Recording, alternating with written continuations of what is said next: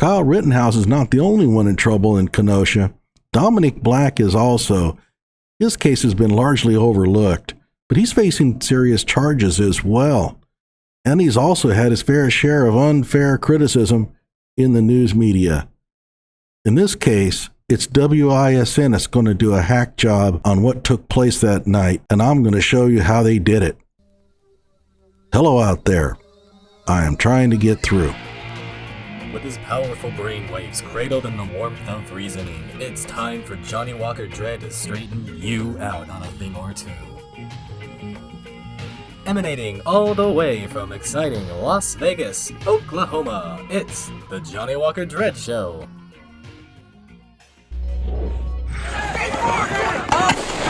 Kyle Rittenhouse says it was self-defense when he fired his AR-15, killing Anthony Huber and Joseph Rosenbaum during the protest following the Jacob Blake police shooting last week.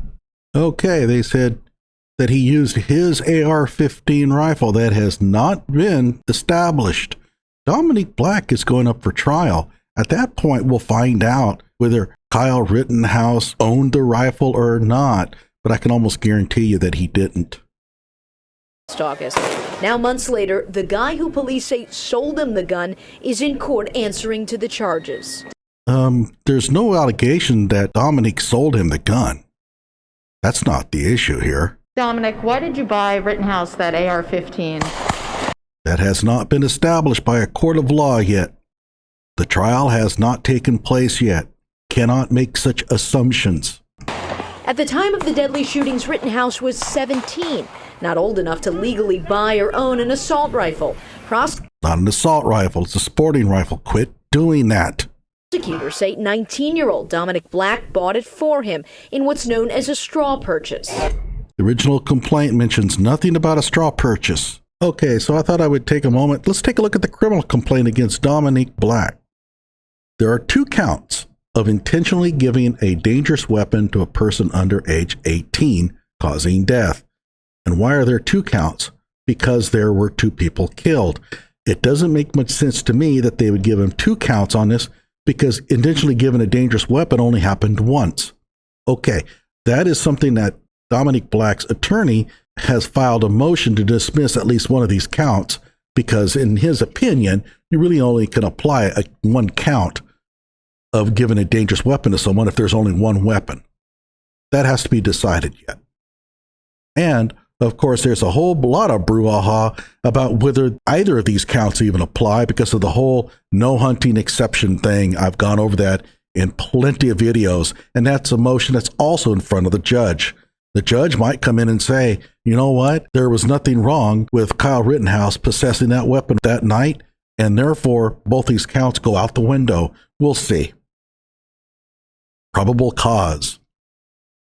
Let's take a look and let's make sure here to read this carefully in light of what we just heard from the news media.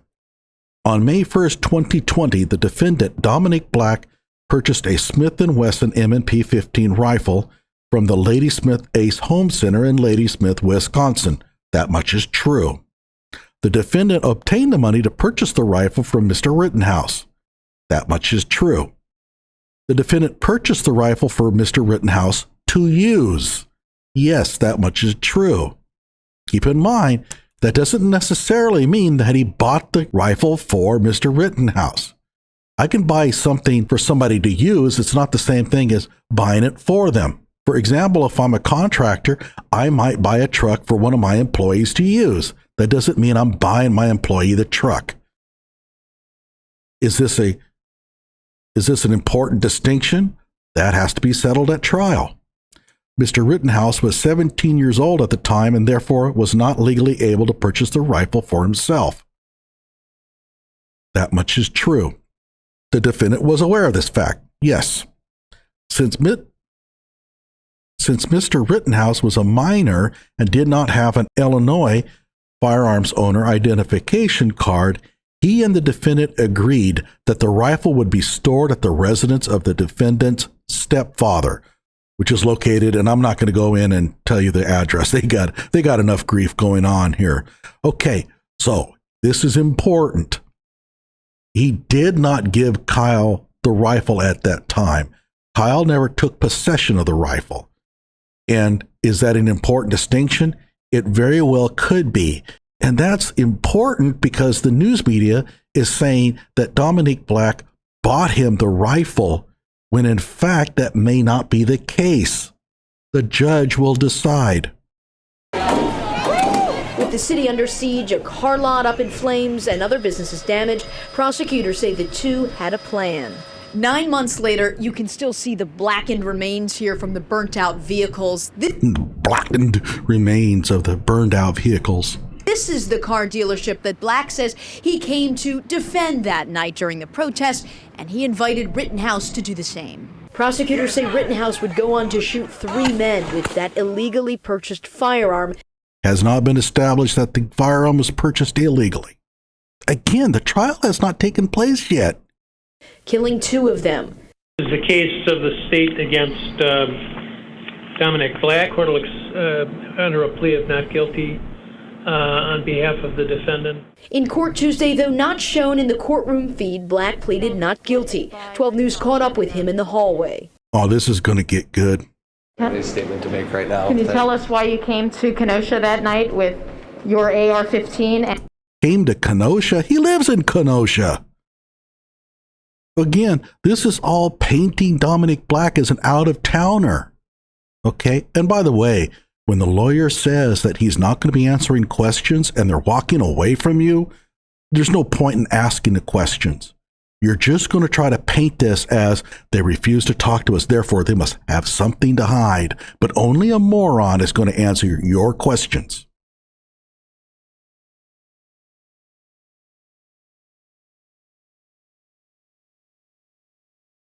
And him as well? Were you there to defend a business? Do you have any regrets buying him that gun? It has not been established that Dominick bought him the gun. I know a lot of you are saying, oh, come on, don't you think? It doesn't matter. He's going up to trial here. You can't make assumptions if you're a real journalist. Kenosha teen and his attorney left the courthouse. No comment. In Kenosha, Hillary Mintz, WISN 12 News. That news clip was only 1 minute and 50 seconds long. And in that time, I counted 7 instances where they committed what I would consider to be unethical practices. Making claims that Kyle owned the AR-15, making claims that Dominick sold him the AR-15, insinuating that Dominick Black came out of town to go to the protests. You name it, they did it in 1 minute and 50 seconds. And if you're not familiar with what took place and you hear these kind of broadcasts, you end up forming an image that is inaccurate. And this creates an environment where it might be getting tough to get a fair trial. I don't understand how the media can make these kind of mistakes accidentally. If I'm forming up the questions, I could look at those questions and point out where the mistakes are. For example, claiming that the prosecution claimed it was a straw purchase. The term straw purchase doesn't show up anywhere in the criminal complaint. How can you possibly say that? But it's the world we live in.